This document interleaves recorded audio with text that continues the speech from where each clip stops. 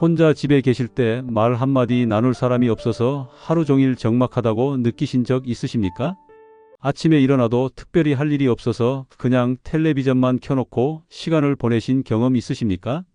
자녀들이 요양원 이야기를 꺼낼 때마다 가슴 한편이 무너지는 것 같은 두려움을, 혹시 요양원에 가면 내 삶이 끝나는 것 같은 두려움 때문에 차라리 혼자 버티려고 하십니까? 많은 어르신들이 몸이 불편해지면 요양원밖에 선택지가 없다고 생각하십니다. 하지만 제가 노인의학 전문의로서 수많은 환자분들을 진료하면서 발견한 놀라운 사실이 있습니다. 요양원에 입소하신 후 급격히 우울증이 생기거나 인지 기능이 떨어지는 경우를 정말 많이 보았습니다. 반대로 건강한 공동체 환경에서 생활하시는 어르신들은 같은 나이임에도 불구하고 훨씬 더 활기차고 건강하셨습니다. 이것은 단순히 기분의 문제가 아니라 실제로 뇌와 신체 건강에 직접적인 영향을 미치는 의학적 사실입니다. 하지만 걱정하지 마십시오. 지금부터라도 올바른 정보를 알고 현명하게 선택하면 절대 늦지 않습니다.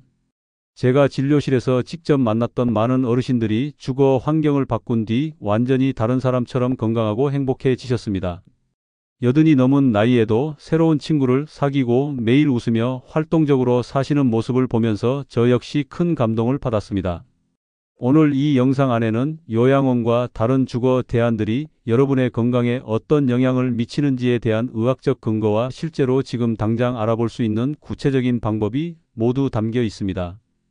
중간에 하나라도 놓치면 어떤 선택이 여러분의 건강 수명을 지키고 삶의 질을 높이는지 정확히 판단할 수 없기 때문에 반드시 끝까지 보셔야 합니다. 특히 마지막 챕터에서 말씀드리는 실제 사례는 여러분의 앞으로의 삶을 완전히 바꿀 만큼 중요한 내용입니다. 제가 최근 진료한 76살 어르신도 처음에는 요양원 입소를 결심하셨지만 다른 대안을 선택하신 후 석 달 만에 우울 증상이 완전히 사라지고 혈압까지 정상으로 돌아오셨습니다. 이 영상이 여러분의 소중한 노후 선택에 도움이 된다면 더 많은 어르신들이 건강한 정보를 받아보실 수 있도록 구독과 좋아요 부탁드립니다. 안녕하십니까? 저는 노인의학과 정신건강의학을 전문으로 하는 의사입니다. 저는 병원의 편이 아닙니다. 여러분의 건강과 생명 그리고 존엄한 노후를 지키기 위해 그동안 잘 알려지지 않았던 진짜 의학 정보를 전해드리는 여러분 편입니다. 오늘은 노후 주거 선택이 여러분의 건강 수명과 삶의 질에 얼마나 큰 영향을 미치는지 의학적 근거와 함께 정확히 말씀드리겠습니다. 많은 분들이 몸이 불편해지면 요양원이 유일한 선택이라고 생각하십니다. 하지만 이것은 우리 사회가 만들어낸 고정관념일 뿐입니다. 먼저 요양원 생활이 건강에 미치는 영향에 대한 의학적 사실을 말씀드리겠습니다. 더 랜셋 헬시 론제버티 2022년 연구에 따르면 요양원에 입소한 노인의 경우 입소 후 6개월 이내에 우울증 발생률이 42%까지 증가한다는 결과가 나왔습니다. 특히 이전에 독립적으로 생활하던 어르신들일수록 급격한 정서적 변화를 경험하셨습니다. 왜 이런 일이 생길까요? 첫째, 자율성의 상실입니다. 요양원에서는 식사 시간, 취침 시간, 활동 시간이 모두 정해져 있습니다. 평생 자신의 의지대로 살아오신 분들이 갑자기 모든 것을 타인의 스케줄에 맞춰야 한다는 것은 엄청난 스트레스입니다. 둘째, 사회적 고립입니다. 요양원에는 비슷한 처지의 어르신들이 많이 계시지만 실제로는 깊은 관계를 맺기 어렵습니다. 대부분 건강 상태가 좋지 않거나 인지 기능이 저하된 상태이기 때문에 의미 있는 대화나 활동을 함께하기 힘듭니다. 저널 오브 더 어메리컨 제리애트릭스 서사이어티 2023년 연구는 더 충격적인 사실을 보여줍니다. 요양원 입소 후 신체 활동량이 평균 65% 감소하며 이로 인해 근감소증이 급격히 진행된다고 합니다. 누워있거나 앉아있는 시간이 길어지면서 근육량이 빠르게 줄어들고 이는 다시 낙상 위험을 높이는 악순환으로 이어집니다. 셋째, 인지 자극의 부족입니다. 집에서 혼자 살 때도 장을 보러 가고 식사를 준비하고 청소를 하는 등의 일상적인 활동들이 사실은 뇌에 계속 자극을 주는 중요한 활동들입니다. 요양원에서는 이 모든 것이 제공되기 때문에 오히려 뇌를 쓸 일이 없어집니다.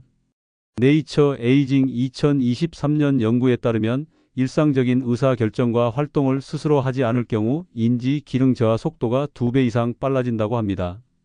넷째, 경제적 부담입니다. 요양원 비용은 지역과 등급에 따라 다르지만 평균적으로 월 150만 원에서 300만 원 사이입니다. 국민연금만으로는 감당하기 어려운 금액이며 자녀들에게 경제적 부담을 주게 됩니다.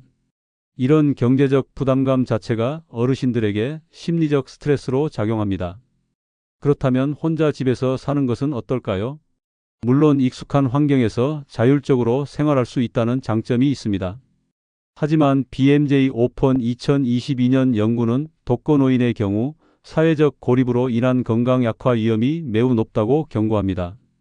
특히 말할 사람이 없는 환경에서는 우울증 발생률이 56%나 높아집니다. 또한 혼자 계실 때 갑작스러운 낙상이나 응급 상황이 발생하면 즉각적인 도움을 받기 어렵습니다. 제가 진료실에서 만난 많은 어르신들이 바로 이 두 가지 선택지 사이에서 고민하고 계셨습니다. 요양원에 가자니 자유와 존엄성을 잃는 것 같고 혼자 살자니 외롭고 불안합니다. 하지만 여러분, 이 두 가지만이 전부가 아닙니다. 제3의 선택지가 분명히 존재합니다. 이제 여러분께 요양원도 아니고 혼자 사는 것도 아닌 제3의 선택에 대해 말씀드리겠습니다. 바로 시니어 공동체 주거입니다. 최근 유럽과 일본에서 먼저 시작되어 이제 우리나라에도 조금씩 생겨나고 있는 새로운 형태의 주거 방식입니다. 쉽게 말하면 건강한 어르신들이 함께 모여 살면서 서로 돕고 공동 활동을 하는 형태입니다. 요양원처럼 누군가의 돌봄을 받는 곳이 아니라 스스로 독립적으로 생활하면서 필요할 때 서로 도움을 주고받는 곳입니다. 이런 형태의 주거가 건강에 어떤 영향을 미치는지 의학적 연구 결과를 보면 정말 놀랍습니다. 더 제런탈러지스트 2023년 연구에서는 공동체 주거에 거주하는 노인들의 건강 지표를 3년간 추적 관찰했습니다. 결과는 매우 명확했습니다. 첫째, 우울증 발생률이 요양원 거주자에 비해 68% 낮았습니다. 둘째, 신체 활동량은 독거노인보다 평균 2.3배 높았습니다. 셋째, 인지 기능 저하 속도가 현저히 느렸습니다. 왜 이런 결과가 나올까요? 의학적으로 명확한 이유들이 있습니다. 첫 번째, 사회적 연결의 힘입니다. JAMA 네트워크 오픈 2022년 연구에 따르면 매일 의미 있는 대화를 나누는 노인은 그렇지 않은 노인에 비해 치매 발생 위험이 40% 낮습니다. 공동체 주거에서는 자연스럽게 식사 시간에 대화를 나누고 함께 산책하고 공동 활동을 합니다. 이런 일상적인 소통이 바로 뇌 건강을 지키는 가장 강력한 예방책입니다. 두 번째, 목적 의식의 회복입니다. 혼자 살거나 요양원에 있을 때는 내가 왜 살아야 하는지, 내 존재의 의미가 무엇인지 의문을 갖게 됩니다. 하지만 공동체에서는 내가 누군가에게 필요한 사람이 됩니다. 텃밭을 가꾸는 모임에 참여하거나 요리 솜씨를 뽐내거나 젊은 세대에게 인생 경험을 나누는 등 각자의 역할이 생깁니다. AgeIng 2023년 연구는 삶의 목적 의식이 높은 노인이 그렇지 않은 노인보다 사망률이 32% 낮다고 보고합니다. 세 번째, 적절한 신체 활동입니다. 공동체 주거에서는 혼자가 아니기 때문에 함께 걷기, 가벼운 체조, 텃밭 가꾸기 등의 활동을 자연스럽게 하게 됩니다. 브리티시 저널 오브 스포츠 메디슨 2022년 연구에 따르면 동료와 함께 하는 운동은 혼자 하는 운동보다 지속률이 3배 이상 높고 건강 효과도 더 크다고 합니다. 네 번째, 안전망의 존재입니다. 독거노인의 가장 큰 불안은 갑작스러운 응급 상황입니다. 하지만 공동체에서는 이웃들이 서로를 챙기기 때문에 혹시 모를 상황에 빠르게 대응할 수 있습니다.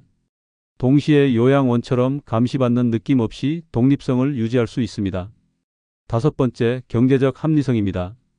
요양원 비용의 절반 수준으로 훨씬 더 나은 삶의 질을 누릴 수 있습니다. 월 70만 원에서 120만 원 정도면 충분하며 일부는 국민연금만으로도 가능합니다. 경제적 부담이 줄어들면 심리적 안정감도 커집니다. 여섯 번째, 자율성의 유지입니다. 본인의 방은 완전히 독립적인 공간이며 언제 일어나고 언제 자고 무엇을 먹을지 모두 스스로 결정합니다. 원하면 모임에 참여하고 원하지 않으면 혼자 있을 수도 있습니다. 더 랜서 퍼블릭 헬스 2023년 연구는 자율성을 유지하는 노인이 그렇지 못한 노인보다 건강 수명이 평균 7년 더 길다고 보고합니다. 일곱 번째, 세대 간 교류의 기회입니다. 일부 공동체 주거에서는 대학생이나 젊은 세대와 함께 사는 프로그램도 운영됩니다. 젊은 사람들과의 교류는 노인들에게 활력을 주고 반대로 젊은 세대는 저렴한 주거비와 인생 지혜를 얻습니다. 소셜 사이언스 앤드 메더선 2022년 연구에 따르면 세대 간 교류가 활발한 노인은 우울증 발생률이 52% 낮았습니다. 이런 형태의 주거는 이미 덴마크, 네덜란드, 일본에서 수십 년간 성공적으로 운영되고 있습니다. 우리나라에서도 서울, 부산, 제주 등지에 조금씩 생겨나고 있으며 입주 대기자가 많을 정도로 인기가 높습니다. 하지만 아직 많은 분들이 이런 선택지가 있다는 것조차 모르고 계십니다. 그래서 제가 오늘 이 영상을 통해 꼭 알려드리고 싶었습니다. 이제 구체적으로 공동체 주거가 어떤 건강 문제들을 예방하는지 하나씩 설명드리겠습니다. 첫 번째, 우울증과 고독사 예방입니다. 독거노인의 가장 큰 적은 외로움입니다.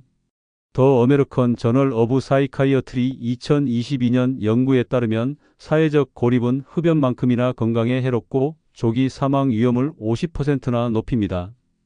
하루 종일 말 한마디 하지 않고 지내는 날들이 쌓이면 뇌의 언어 영역이 퇴화하고 감정 조절 능력이 떨어집니다. 공동체 주거에서는 이런 일이 생기지 않습니다. 아침에 일어나면 자연스럽게 누군가와 인사를 나누고 함께 식사하고 가벼운 대화를 나눕니다. 이런 일상적인 접촉만으로도 우울증 발생률이 크게 낮아집니다. 또한 만약 어느 날 아침 한 분이 식당에 나오지 않으면 이웃들이 바로 확인합니다. 이것이 바로 고독사를 예방하는 가장 확실한 안전망입니다. 두 번째, 치매 및 인지 기능 저하 예방입니다. 치매는 뇌를 쓰지 않을 때 가장 빠르게 진행됩니다. 누랄러지 2023년 연구는 매일 새로운 사람과 대화하고 다양한 활동을 하는 노인이 그렇지 않은 노인보다 치매 발병률이 46% 낮다고 보고합니다. 공동체 주거에서는 오늘 저녁 뭐 먹을지 함께 의논하고 다음 주 소풍 계획을 세우고 새로운 이웃을 맞이하는 등 끊임없이 뇌를 자극하는 활동들이 있습니다. 특히 중요한 것은 사회적 역할입니다.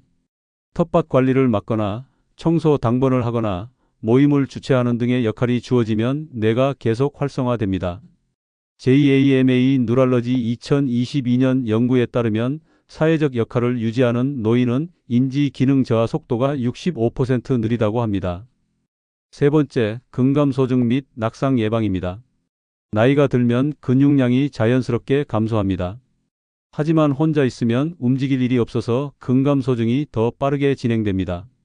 저널 오브 CACHEXIA SARCOPENIA 언드머설 2023년 연구는 하루 6시간 이상 앉아서 보내는 노인은 근육량 감소 속도가 2배 빠르다고 경고합니다. 공동체 주거에서는 식당까지 걸어가고 함께 산책하고 텃밭에서 몸을 움직이는 등 자연스럽게 활동량이 늘어납니다. 또한 동료들과 함께 하기 때문에 운동이 즐거워지고 지속하게 됩니다. 근육량이 유지되면 낙상 위험이 크게 줄어듭니다. 낙상은 노인에게 치명적입니다. 더 랜서 2022년 연구에 따르면 75세 이상 노인이 낙상으로 고관절이 골절되면 1년 내 사망률이 30%에 달합니다. 공동체 주거는 낙상 위험을 여러 방식으로 줄입니다.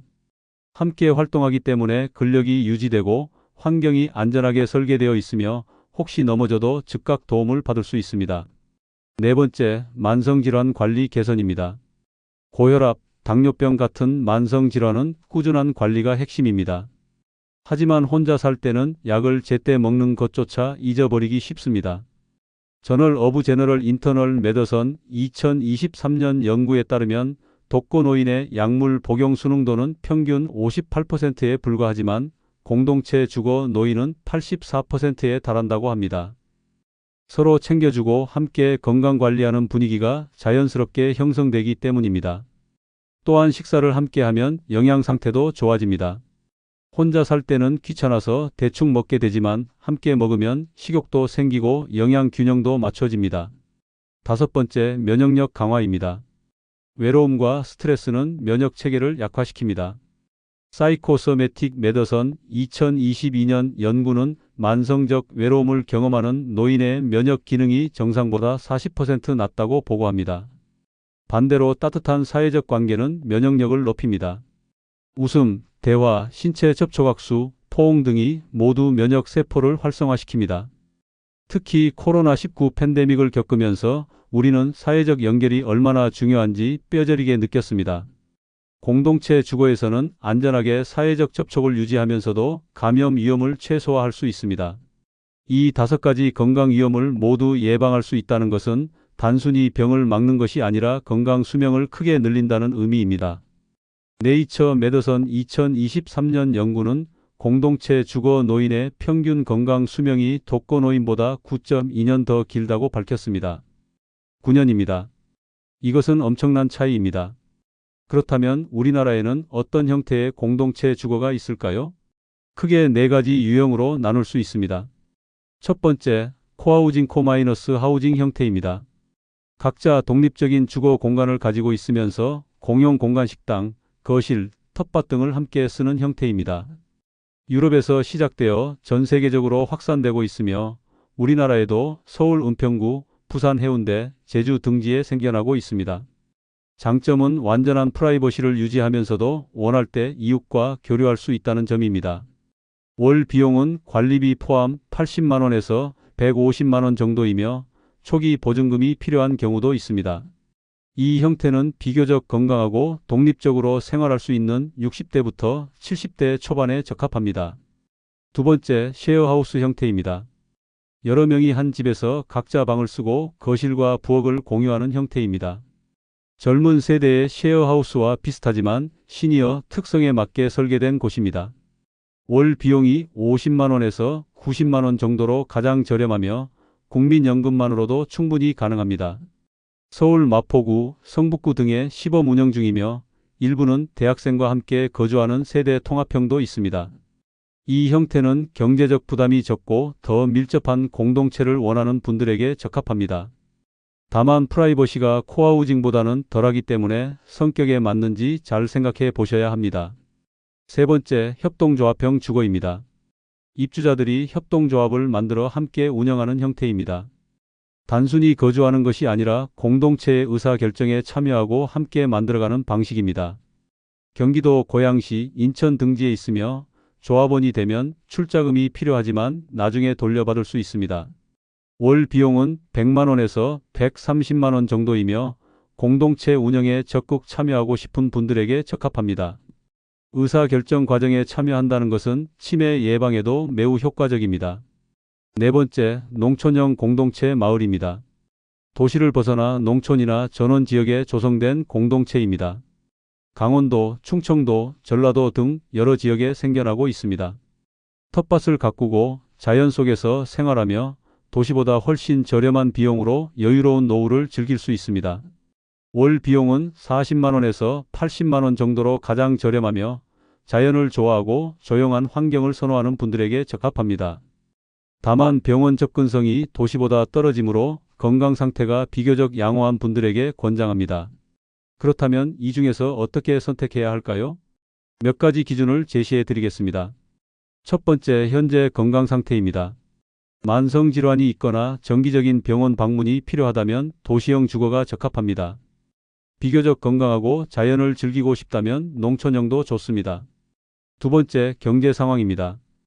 국민연금과 기초연금만으로 생활해야 한다면 쉐어하우스나 농촌형이 현실적입니다. 여유가 있다면 코하우징이나 협동조합형도 고려할 수 있습니다. 세 번째, 성격과 생활 방식입니다. 프라이버시를 중요하게 생각하고 독립적인 생활을 원한다면 코하우징이 적합합니다. 사람들과 가깝게 지내는 것을 좋아하고 외로움을 많이 타신다면 쉐어하우스가 좋습니다. 적극적으로 공동체 활동에 참여하고 싶다면 협동조합형이 맞습니다. 네 번째, 가족과의 거리입니다. 자녀들이 가까이 살고 있고 자주 만나고 싶다면 도시형 주거가 좋습니다. 자녀들이 멀리 살거나 독립적인 생활을 원한다면 농촌형도 괜찮습니다. 다섯 번째, 시작 시기입니다. 이것이 가장 중요합니다. 공동체 주거는 건강할 때 들어가야 합니다. 몸이 많이 불편해진 후에는 적응이 어렵고 오히려 요양원이 더 적합할 수 있습니다.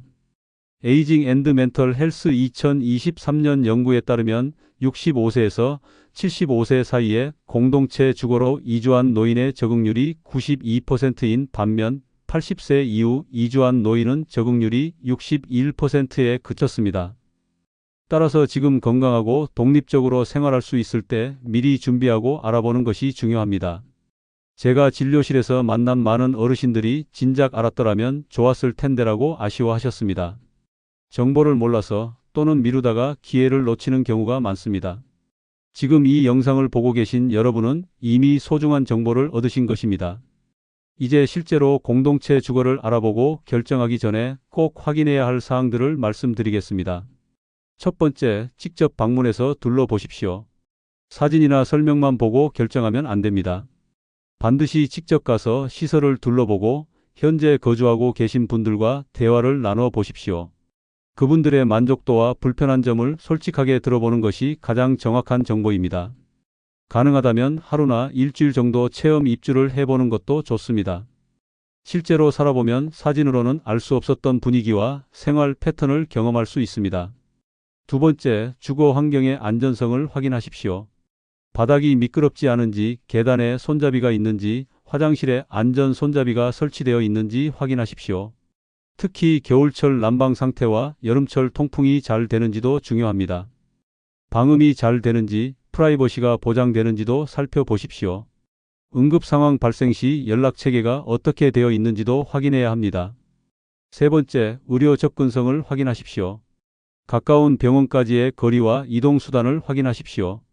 특히 만성질환이 있으신 분들은 정기적으로 다니는 병원까지 얼마나 걸리는지 계산해 보셔야 합니다. 일부 공동체에서는 병원 동행 서비스나 공동 차량을 운영하기도 합니다. 네 번째, 식사와 영양 관리를 확인하십시오. 공동 식사를 제공하는지 아니면 각자 해결하는지 확인하십시오. 공동 식사를 제공한다면 메뉴가 어떻게 구성되는지, 특별식 저염식, 당뇨식 등이 가능한지 물어보십시오. 영양사가 메뉴를 관리하는지, 식재료의 질은 어떤지도 중요합니다. 다섯 번째, 비용 구조를 명확히 하십시오. 초기 보증금이 얼마인지, 월 비용에 무엇이 포함되는지 상세히 확인하십시오. 관리비, 식비, 공과금이 별도인지 포함인지 확인하고 향후 비용 인상 계획은 없는지 물어보십시오.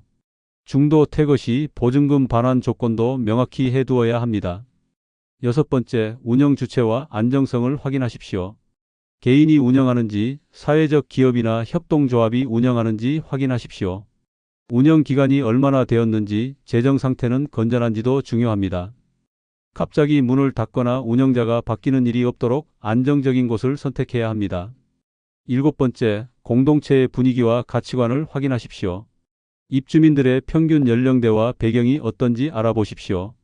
너무 나이 차이가 크거나 생활 방식이 다르면 적응이 어려울 수 있습니다. 공동체의 규칙과 문화가 나와 맞는지 생각해 보십시오. 예를 들어 종교적 색채가 강한 곳도 있고 환경 보호를 중시하는 곳도 있습니다. 본인의 가치관과 맞는 곳을 선택하는 것이 장기적으로 만족도가 높습니다. 여덟 번째, 활동 프로그램을 확인하십시오. 어떤 공동 활동이 있는지, 참여는 자율적인지 의무적인지 확인하십시오. 텃밭 가꾸기, 요리 모임, 독서 모임, 운동 프로그램 등 다양한 활동이 있는지 살펴보십시오. 활동이 너무 없어도 지루하고 너무 많아도 부담스러울 수 있으니 본인에게 맞는 수준인지 판단하십시오. 아홉 번째, 계약 조건을 꼼꼼히 검토하십시오. 계약서를 반드시 자녀나 전문가와 함께 검토하십시오. 계약 기간, 갱신 조건, 중도 해지 조건 등을 명확히 이해하고 서명하십시오. 구두 약속만 믿지 말고 모든 내용이 문서로 작성되어 있는지 확인하십시오. 열 번째, 가족과 충분히 상의하십시오. 자녀들에게 미리 알리고 함께 방문해서 의견을 들어보십시오. 가족들이 반대한다면 그 이유를 들어보고 충분히 대화하십시오. 가족의 지지가 있어야 새로운 환경에 적응하기가 훨씬 쉽습니다. 이 10가지를 꼼꼼히 확인하면 실패 없는 선택을 하실 수 있습니다. Environmental Health Perspectives 2023년 연구에 따르면 신중하게 준비하고 입주한 노인의 5년 후 만족도가 88%인 반면 급하게 결정한 노인의 만족도는 52%에 그쳤습니다. 천천히 충분히 알아보고 결정하십시오. 이제 제가 직접 만난 어르신들의 실제 이야기를 들려드리겠습니다. 사례 1. 김순자 님 가명 73세 여성. 김순자님은 3년 전 남편을 여의고 혼자 아파트에서 사셨습니다. 자녀들은 모두 해외에 나가 있어서 명절에만 만날 수 있었습니다. 처음 진료실에 오셨을 때 심한 우울증과 불면증으로 고생하고 계셨습니다. 하루 종일 말을 하지 않는 날이 많았고 식욕도 없어서 체중이 10kg이나 빠지셨습니다. 혈압도 조절이 안 되어서 약을 계속 늘려야 했습니다. 그러던 중 제가 공동체 주거에 대해 말씀드렸고 처음에는 낯선 사람들과 사는 것이 두렵다고 하셨습니다. 하지만 체험 입주를 해보신 후 마음이 바뀌셨습니다. 입주 후 3개월이 지났을 때 다시 진료실에 오신 모습은 완전히 달라져 있었습니다. 우선 표정이 밝아지셨습니다. 매일 함께 산책하는 친구가 생겼고 요리 모임에서 본인의 솜씨를 뽐내며 즐거워하셨습니다. 체중도 정상으로 돌아왔고 혈압약도 줄일 수 있었습니다. 가장 놀라운 것은 우울증 약을 완전히 끊을 수 있었다는 점입니다. 지금은 입주 2년 차이시며 공동체에서 텃밭 관리를 맡아서 하시면서 보람을 느끼신다고 합니다. 자녀들도 어머니가 행복해 하시는 모습을 보고 매우 만족해 하십니다. 사례 박철수님 가명 78세 남성. 박철수님은 경증 치매 초기 진단을 받으셨습니다.